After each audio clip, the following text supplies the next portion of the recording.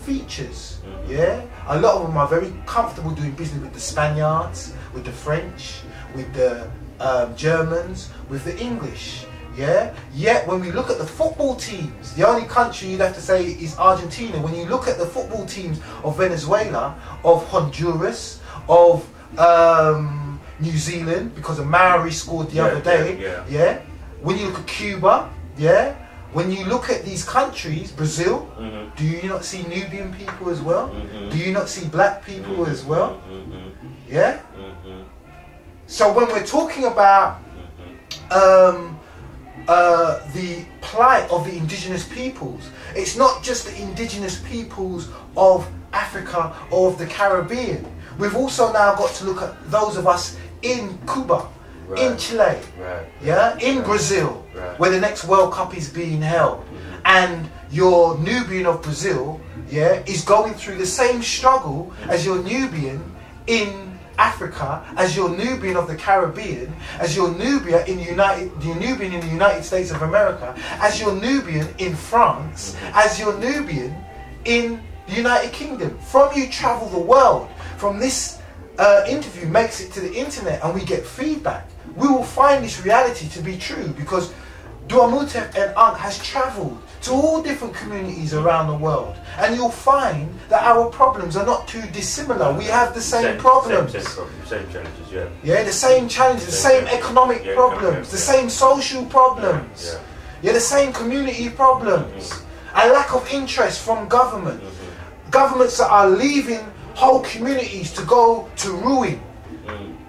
But you know, come to mind, you mentioned about Ken Livingstone, and it's quite interesting, you know, that he was making a deal in South America there, and it just shows you that he was thinking more from a socialist. Yeah, that's right. Perspective. Okay, as we're saying to you, when we're talking about, once again, we're taking it to Jamaica. Okay, the problems for Jamaica came about after Norman Manley lost to Edward Seaga. Yeah, that's when the problems, and that is the government that's empowering Jamaica now with the problems that came up with Christopher Cole. That's right. Yeah, and don't forget, Seaga is a gangster. You know. Okay. He was one of the biggest CIA operatives in the Caribbean, Edward Seaga, and the legacy of Seaga we're still feeling. Yeah, because Norman, I don't know if you've ever seen the DVD Life and Debt, which basically shows how the say that again. The documentary the people know entitled Life and Death. On this documentary, Norman Manley explains why Jamaica, and not only Jamaica, other Caribbean and African countries, why they are now seen as third world countries. Once again, it goes back to international organizations under the auspices of the United Nations, such as the International Monetary Fund, which was set up by the United Kingdom, and also the World Bank, which was set up by the United States. And these institutions are lenders of last resort to nations who find themselves in financial difficulties and cannot cater for their communities or for their societies. Okay, so they now go to, if you like, the International Monetary Fund or to the World Bank. But these organizations trap smaller third world countries in enormous debt repayments. So these third world or so-called countries are made third world countries because they have to make the debt repayments to the International Monetary Fund or to the World Bank, whoever they've borrowed the monies from.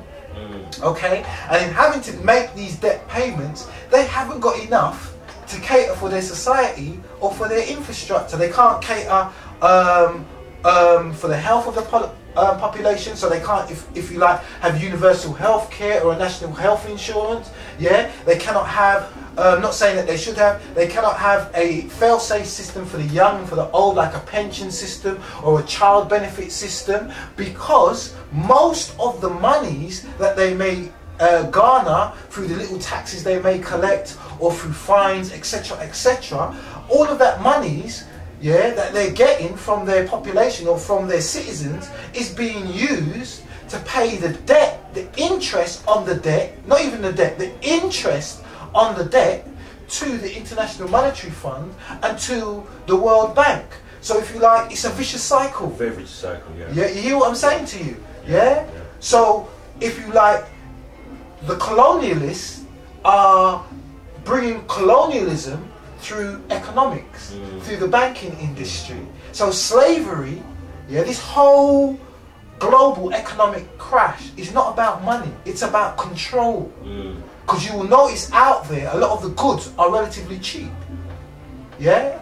Especially in the United Kingdom, where we've got shops like Peacock, shops like Primark, etc, etc, etc. You're walking around, you're seeing a bowl of apples, a bowl of orange, a bowl of cucumbers is only £1. Yeah? So they're making goods relatively cheap. Yeah, the only goods that are not relatively cheap is the latest technology, yeah, which they are making people must have, like your Blackberries, your iPhone. You see, there's a massive queue the other day for the latest iPhone. It's a shame there can't be a massive queue to help the world get out of debt. Do you hear what I'm saying to you? Yeah, it's the mindset. Bruv, yeah. So the mind is definitely being geared that we must have the latest technology. It's a great saying by the Native American Indians.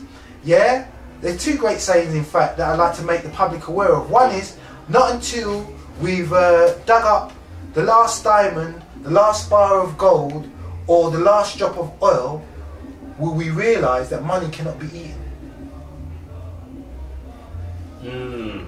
Say that again, brother. I think you need to say that again. So, not until that's powerful. You know? We've dug up the last diamond, the last bar of gold, or the last drop of oil, to realise that money cannot be eaten. The Native American also has another saying which goes, the red eagle was enslaved by the white eagle and freed by the black eagle. Oh, okay then. Well, Dua Matev, you've given us some clarity and given a wider perspective. And in fact, something we're going to talk about, we don't touch it, but it's not a problem. Because there will be another session where we're going to the other thing about spirituality and God. But I think it's very important that you give us a background information, right? What's happening in Jamaica, how it tells you internationally, how it affects globally. Okay, planet, yeah. But we're going to wind down, right? Wind down now, because we need to come out again and tell the other thing about spirituality and God as well. See, because we're going to touch on that a little bit today, but because you said it's so in depth. It's so in depth, man. You can't do it what we have to be careful of, and we will leave this recording here. We have to be very careful of.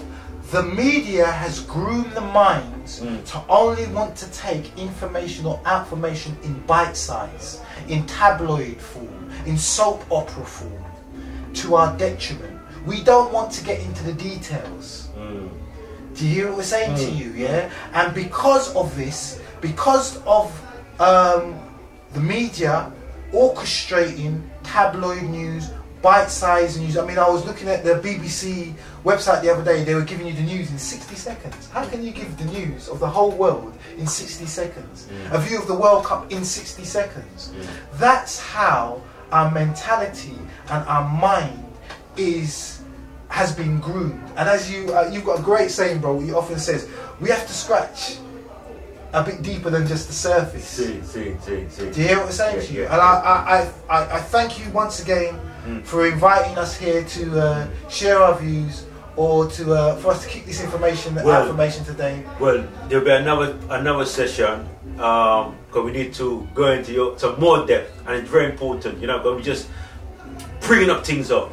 So again, we need to give thanks to Brother Tony for giving us space to express ourselves.